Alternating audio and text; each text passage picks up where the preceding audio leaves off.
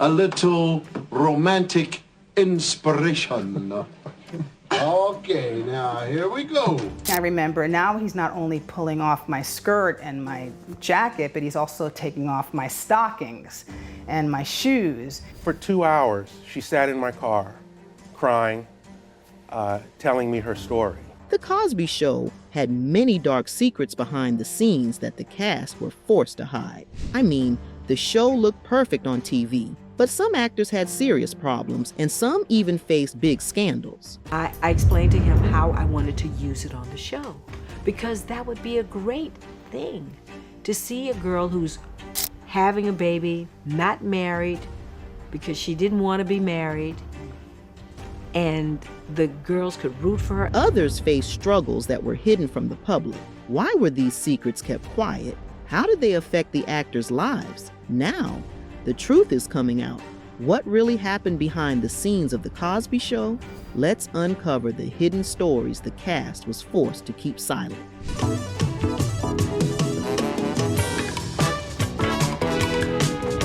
The Cosby Show was a very popular TV show in the 1980s. It was about a happy black family living in New York. The father, Cliff Huxtable, was a doctor, and the mother, Claire, was a lawyer. They had 5 children. The show was funny and warm. People loved how the family solved problems with love and laughter. It showed a strong black family, which was not common on TV at that time. Many families watched it together.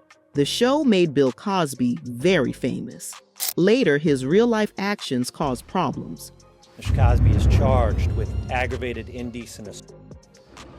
After years of denial and claims that the encounter was consensual, Bill Cosby for the first time faces criminal charges for the alleged assault of a Pennsylvania woman. So, Lily Bernard was a young actress when she met Bill Cosby. At that point, he was known as America's dad. Lily admired him. She saw him as a mentor, someone who could help her career. But behind closed doors, Cosby was not the kind man people saw on TV. I'm bored. Really? I've got over $3 million worth of books I bought in your room. One day, Cosby invited Lily to Las Vegas. She thought it was for work. He gave her a drink and she drank it. She did not know it had drugs in it. The next thing she knew, she had been raped by Cosby. But at that moment, she could not understand what had happened. She thought she had just drunk too much when Lily went back to work and confronted Cosby about giving her the wrong drink. She wanted him to admit it. He acted like nothing had happened.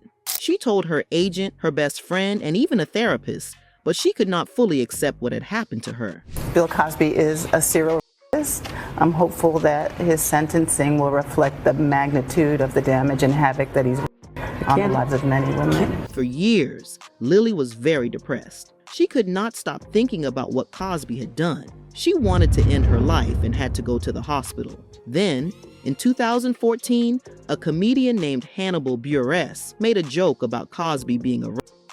This gave courage to many women, including Lily, to speak out. She wanted to tell the police. Her agent, Nancy Brown, kept pushing her to report Cosby. But Lily was too scared. Cosby had threatened her. He said he could ruin her career or even kill her. And he threatened me that if I called the police, that the minute that I come back from the police, he would go to the police and file a police report against me for false accusation. For Lily, working on the show was not easy. Cosby made her eat meals with him in his dressing room every day. He controlled her. He was also abusive to her on set. When she had to say a line, he would yell at her if she did not say it the way he wanted. If she said milk, he would make her repeat it again and again, criticizing her. Now, what did I just say? Call you every 8 minutes. One day, during a dress rehearsal, Cosby got angry. He told her she was going to his house to practice. Lily refused. Cosby lost his temper. He screamed at her in front of everyone. He cursed and said, "This isn't about me trying to expletive you, Bernard. I already did that. Your ain't expletive." Then he fired her. But in the end, she was not alone. Many other women came forward with similar stories about Cosby. He had used the same trick, drugs and lies, to hurt them.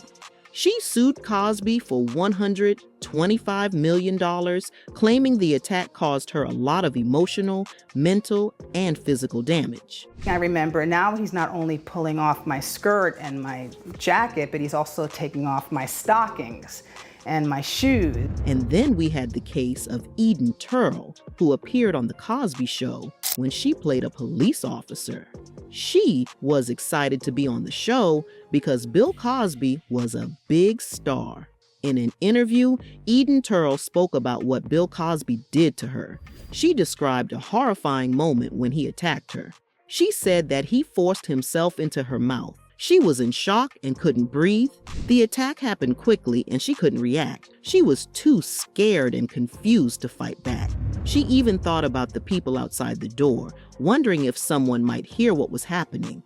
At that moment, she felt humiliated and powerless. Cosby, however, acted like nothing was wrong. He even told her she had been blessed by him. As if what he did was normal, he smiled. He enjoyed her shame. She realized he had planned everything carefully. A former guest actress on The Cosby Show shared her story about what happened to her while working on the show. She was cast to play a police officer, but from the first day, she says things felt strange. He then said, "Come here." Everything now seemed to slow down, and I had to decide swiftly what I would do. I stood up. Bill came toward me. When we were face to face, he asked me to turn around. On the first Monday of rehearsal before lunch, a man approached her on set. He told her that Bill Cosby wanted to have lunch with her in his dressing room. She went, but Cosby never showed up. This happened again on other days. Each time she waited, but he never came. Then, one day, he finally appeared. When Cosby arrived, he walked in, closed the door, and locked it. She said he started asking her questions, like an interview.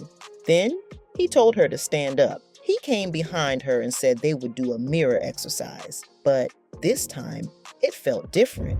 Wrapped both our arms around me like lovers would, and whispered in my ear, "See? This is all that we were going to do." Cosby put his hands on hers and guided her through the exercise. Then he pulled her close to him. She could feel his body against hers. He began nuzzling her neck. She said the moment felt very uncomfortable. Then, Cosby said something that shocked her. He told her, "This is all we were going to do. Make love. This is making love." The actress did not expect this to happen. She did not say if she told anyone at the time, but she later decided to speak out. Many other women have also shared similar stories about Cosby. From one of 3 new women to accuse Bill Cosby of sexual assault.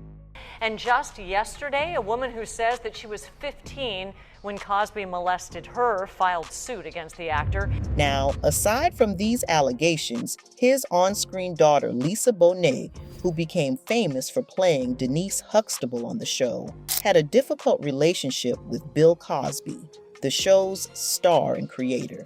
Lisa was only 17 years old when she started on the show. She was young, full of energy, and had her own ideas about life and acting. But Cosby was very strict about how his actors behaved, both on and off the screen. He wanted them to follow certain rules to keep the family-friendly image of the show. Mom, you know what Dad's gonna do? He's gonna go down, he's gonna say one little scratch or wobble, and then he's gonna say no. Lisa, however, was more free-spirited. She wasn't afraid to take risks in her career and personal life, and this often clashed with Cosby's expectations. One big change happened when Lisa was moved from The Cosby Show to its spin-off, A Different World. Some people say this was because she didn't get along with Cosby, while others believe he wanted her to have her own space on a new show. However, Lisa later said in an interview that she didn't really have a choice. She was told to take the role, so she did. During her time on A Different World, Lisa acted in a movie called Angel Heart.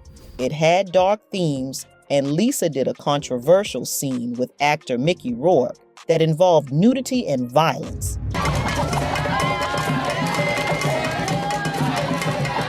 Many people thought this was too much for someone who played a wholesome TV daughter. Around the same time, she also posed topless for a magazine.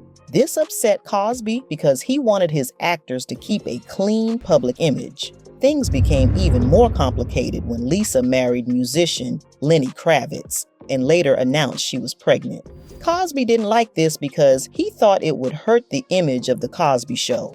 He reportedly said, "Lisa Bonet is pregnant, but Denise Huxtable is not." This meant he didn't want Lisa's real-life pregnancy to change the story of her character. Instead of adjusting the show, they decided to remove her. She later returned to The Cosby Show, but her time there didn't last long. I explained to him how I wanted to use it on the show because that would be a great thing to see a girl who's having a baby, not married because she didn't want to be married, and the girls could root for her. By 1991, Lisa Bonet was fired from The Cosby Show. There were many rumors about why this happened. Some believe it was because of her lifestyle choices, while others think it was simply because she and Cosby didn't get along. Whatever the reason, Lisa moved on from the show and her career took a different direction. No. She's pregnant. Denise Huxtable is not pregnant. Lisa Bonet is pregnant, not Denise. So no, you can't have it. No, we're not going to do it. No. So when Bill Cosby faced serious accusations, TV networks stopped showing The Cosby Show. This was bad news for Geoffrey Owens, who played Elvin Thibodeau, Sandra Huxtable's husband. Without reruns, he lost the extra money he used to get from the show. To make a living, he got a job at Trader Joe's, a grocery store. One day, a shopper recognized him, took a picture, and sent it to the media. The photo spread fast, and soon, many people were talking about how a famous actor was now working in a store. So imagine the surprise of shoppers when they recognized Owens at the Trader Joe's. Owens later talked about it on Good Morning America.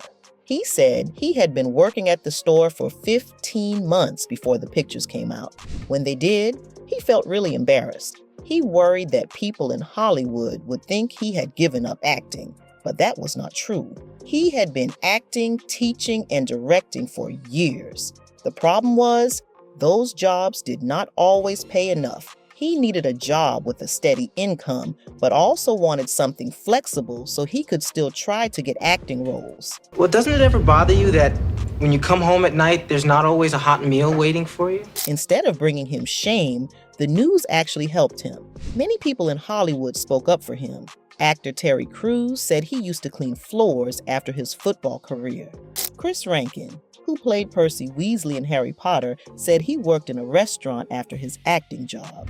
Big names in show business quickly came to his defense. I swept floors after the NFL. If need be, I'd do it again. Good, honest work is nothing to be ashamed of. Now let's talk about Malcolm-Jamal Warner, who became famous for playing Theo Huxtable on The Cosby Show. He was one of the most loved characters, and things were good while the show was on TV. But after the show ended in 1992, his career took a different turn. He got his own sitcom in 1996 called Malcolm and Eddie, which seemed like a great opportunity. However, things did not go as he had hoped. In an interview with NPR, Warner called his time on Malcolm and Eddie the most miserable years of my life. It's like everything that man touches turns to gold. You think you can touch me? We hated each other. What? We did. When? You were doing the show? During the show. The biggest problem was the difference in creative ideas. The Cosby Show showed a positive image of Black families and had smart, meaningful comedy. But Malcolm and Eddie had a very different style. The show used a lot of racial jokes and simple humor, which Warner did not like. He wanted a show with deeper meaning, but the producers had a different vision. Warner also had trouble with his co-star, Eddie Griffin. They often disagreed on many things, especially the racial jokes used in the show. Warner felt the comedy was not respectful, and he did not like how the writers handled certain topics. He said he had to fight with the writers, producers, and studio to make the show better. 12 writers that have no idea what it is to be a young Black male. So when table read comes, me and Malcolm got to tweak the script, but we ain't getting the writing credit. While Warner struggled with his career, another Cosby Show cast member, Keishia Knight Pulliam, faced personal troubles. She played Rudy Huxtable, the youngest daughter on the show. Years later, she went through a painful divorce from former NFL player Ed Hartwell. They had been married for about 7 months when she announced she was pregnant. Just 10 days later, Hartwell filed for divorce. He even asked her to take a paternity test, suggesting that the baby might not be his. Please. But during their divorce trial, it came out that Hartwell had been living with another woman, Tanya Carroll, who was also pregnant with his child. Pulliam's divorce became even more troubling when she claimed that Hartwell was trying to harm her pregnancy. She also said she felt unsafe because Hartwell owned many guns. After a long court battle, Hartwell finally admitted he was the father of Pulliam's child. In the end, Pulliam won primary custody, giving her the chance to raise her child in a safe and stable home. The biggest thing and my priority is she doesn't deserve it. Sabrina LaBeouf played Sandra Huxtable on The Cosby Show, but she was not happy with her role. She felt that she could do much more as an actress. She had been on the show for 5 years, but felt like she was not giving her best work. She was frustrated that millions of people were watching her do something that did not truly show what she was capable of. What? I decided not to go to law school. What do you mean you just... During one season, she only appeared in 5 out of 25 episodes. Since she was not scheduled to be in most episodes, she did not see the point of coming to the set. However, the producers told her she had to be there or they would not pay her. She did not agree with this and said it was unfair to be forced to show up when she was not needed. This caused problems between her and the show's producers. In the end, Bill Cosby stepped in and helped her. He made an agreement that allowed her to do theater while still being on the show. She was able to act in a play called As You Like It at the Folger Theater. Sandra! Sandra, who? Sandra, your daughter, remember? Getting the role on The Cosby Show was a big moment in her career. At that time, she had been acting for only a year and was still struggling to prove herself.